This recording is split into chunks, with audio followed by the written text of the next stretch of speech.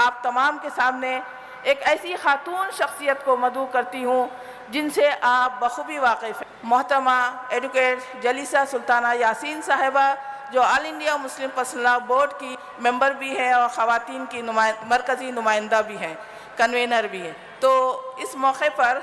آپ سب جانتی ہیں کہ وہ اور ان کی ٹیم نے آپ کی اس عظیم الشان جلسے کے اہتمام کے لیے جو کوششیں کی ہیں، گلی گلی پھر کر، ہر جگہ ہر بستی میں پہنچ کر جس طرح آپ کو اویئرنیس دیا ہے وہ قابل تحسین۔ ان کے حق میں یہ شعر موزوں ہوتا ہے، وہ سنگ گراں جو حائل ہیں رستے سے ہٹا کر دم لیں گے، وہ سنگ گراں جو حائل ہیں رستے سے ہٹا کر دم لیں گے، ہم راہ حق کے رہرو ہیں منزل پہ جا کر دم لیں گے۔ محترمہ جلیسہ یاسین صاحبہ ایڈوکیٹ۔ اعوذ باللہ من الشیطان الرجیم، بسم اللہ الرحمن الرحیم۔ رب اشرح لی صدری ویسر لی امری واحلل عقدۃ من لسانی یفقہوا قولی۔ محترم علماء اکرام اور سامعین، السلام علیکم ورحمۃ اللہ وبرکاتہ۔ جیسا کہ آپ جانتے ہیں کہ آج ہم جو ہیں وقف ترمیمی قانون کے خلاف احتجاج کرنے جمع ہوئے ہیں۔ یہاں دیکھیے کہ یعنی پہلا ہی ایسا قانون نہیں ہے جو مسلمانوں کے خلاف ہے۔ ہندوستان میں جو سسٹم ہے اس سسٹم میں جو ہے مسلمانوں کے ساتھ مسلسل ایک سونتیلا سلوک کیا جا رہا ہے۔ ہر محاذ پر، ہر جگہ پہ جو ہم ایک مسلسل جو ہے کیا کہنا چاہیے کہ فرق کا شکار ہوئے۔ ہمارے ساتھ جو ہے صرف مسلمان ہونے کی بنیاد پر جو ہیں ایسے قوانین لائے جا رہے ہیں، ایسے رولز اینڈ ریگولیشنز لائے جا رہے ہیں جس سے ہماری شناخت اور ہماری ترقی کو جو ہے مسلسل نشانہ بنایا جا رہا ہے۔ ویسے تو دیکھیے کہ آزادی کے بعد سے یعنی 1947 سے جو ہے مسلمانوں کے لیے کوئی خاص ترقی نہیں۔ آپ چاہے تعلیمی میدان میں دیکھ لیجئے، چاہے آپ جو ہیں معاشی میدان میں دیکھ لیجئے، سماجی میدان میں ہر میدان میں جو ہے مسلمان جو ہے پچھڑا ہوا ہے۔ اور 2005 میں جو ہے جو سچر کمیٹی کی رپورٹ آئی اس کے مطابق جو ہے آپ کو اور ہم کو معلوم ہونا چاہیے کہ ہندوستان میں جو ہے مسلمان ہی ایک ایسا طبقہ ہے جو سب سے پچھڑا ہوا ہے۔ یعنی اب تک آپ سمجھ رہے تھے کہ جو ایس سی بی سیز جو ہیں بہت پچھڑے ہوئے ہیں، ان کے لیے جو ہے بہت سارے تحفظات ہونے چاہیے، بہت سارے قوانین ہونے چاہیے،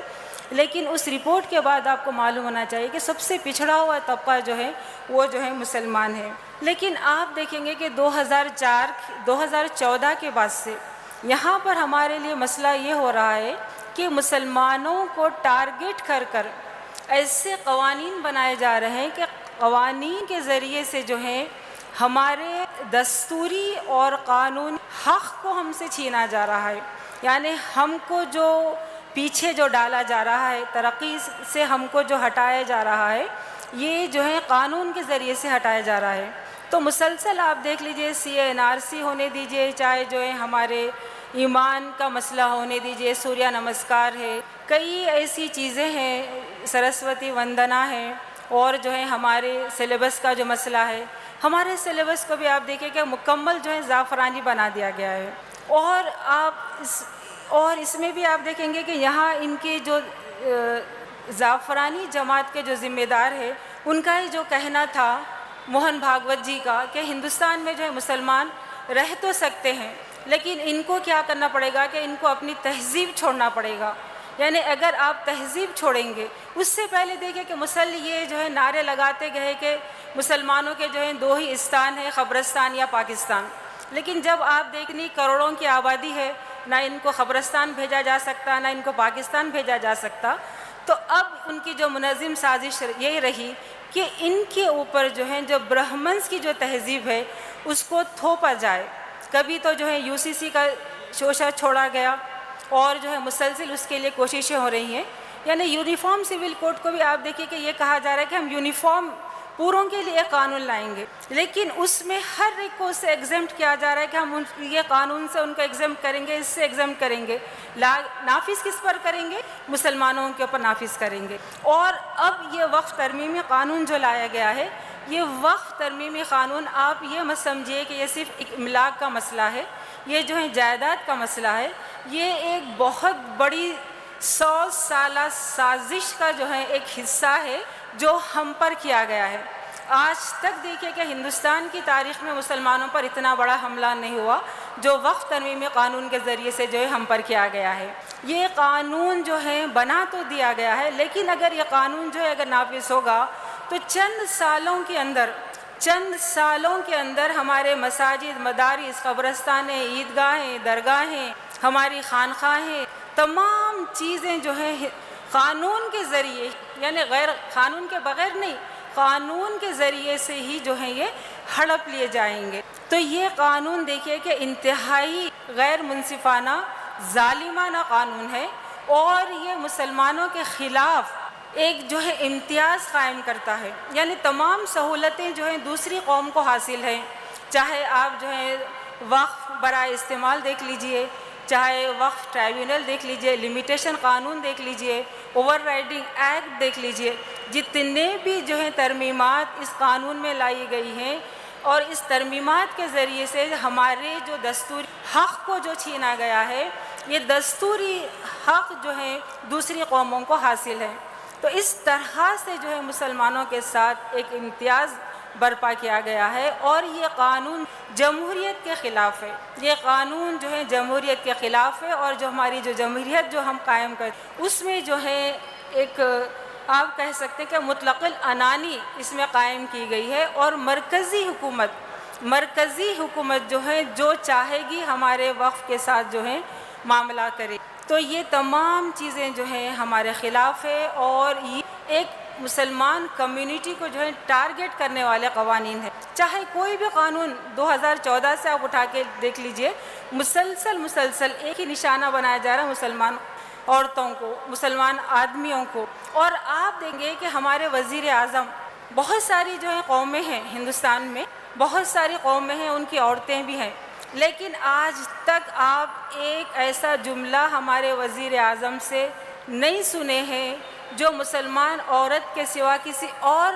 طبقے کی عورت سے ان کو ہمدردی ہو. وہ ہمیشہ یہی کہتے ہیں کہ میں مسلمان عورت کو جو ہے امپاور کروں گا، میں مسلمان عورت کی حالت کو بہتر کروں گا. طلاق ثلاثہ کے وقت آپ دیکھیے ان کا یہی ورد تھا، ان کا یہی کہنا تھا کہ جو ہے طلاق ثلاثہ کا قانون میں اس لیے لا رہا ہوں کہ مسلمان عورت کی حالت کو جو ہے بہتر کروں گا، ان کی حالت کو سدھاروں گا. تو آپ جو ہے اسٹیٹسٹکس کو دیکھ لیجئے کہ 2019 سے آج تک جو اتنا عرصہ گزرا، کہیں مسلمان عورت کی حالت بہتر ہوئی؟ کیا وہ معاشی میدان میں آگے گئے، تعلیمی میدان میں آگے گئے، سماجی میدان میں آگے گئے؟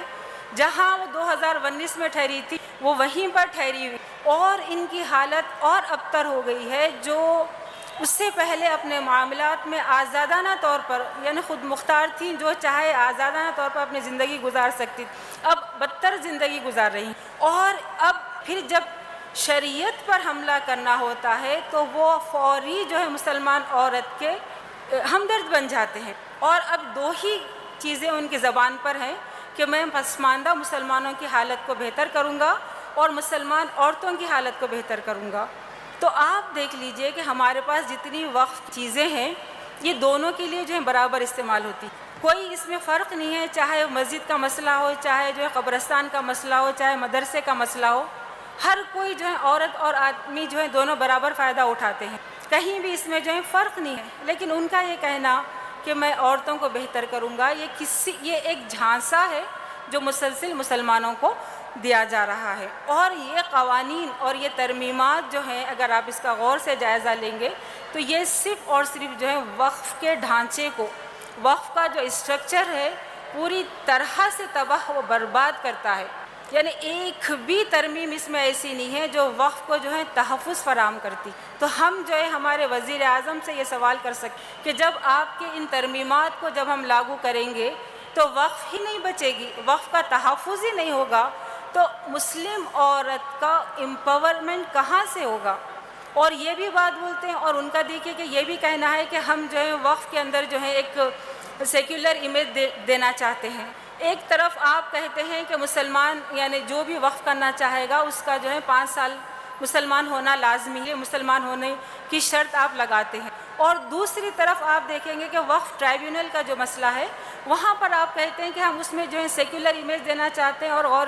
غیر مسلموں کو جو ہے اس میں داخل کر رہے ہیں، اور یہ غیر مسلموں کو جو داخل کر رہے ہیں یہ اس میں دیکھیے کہ انہوں اتنی اکثریت میں آ جا رہے ہیں کہ مسلمان جو ہیں آدھی بھی یعنی 50% بھی اس کے اندر نمائندگی نہیں ہوگی۔ نمائندگی جب نہیں ہوگی تو یہ تمام معاملات یعنی وقف سے جو متعلق ہے یہ تمام معاملات ہمارے ہم وطن ہندو بھائیوں کے ہاتھ میں چلی جائیں گی اور وہ جس طرح سے چاہیں اس کو فیصلہ کریں گے۔ اور آپ کو یہ بات معلوم ہونا چاہیے کہ جب ہمارے ہندو بھائیوں کے ہاتھ میں جب یہ معاملہ چلا جائے گا تو ہماری وقف کا تقدس وہ قائم نہیں رکھ سکیں گے، اور یہ بہت بڑی گہری سازش ہے۔ اور جب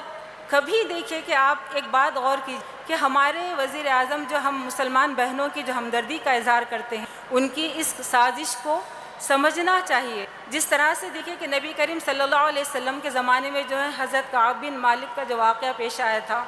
کہ روم کا بادشاہ جو ہے آپ کے پاس ایک چٹھی بھیجا تھا کہ آپ کے لوگ جو ہیں آپ کو ذلیل کر رہے ہیں اور آپ جو ہیں بہت یعنی ذلت اٹھا رہے ہیں، آپ ہمارے پاس آ جائیے اور ہم آپ کو جو ہے وقار دیں گے، ہم آپ کو جو ہے پیسہ دیں گے، آپ کو جو ہے جاہ و جلال دیں گے۔ یہ صرف دھوکے کے سوا کچھ نہیں۔ تو میں چونکہ بہت کم وقت ہے، ایک بات میں اپنی بہنوں سے یہ کہنا چاہوں گی کہ ان کا یہ جھانسا صرف دھوکے کے سوا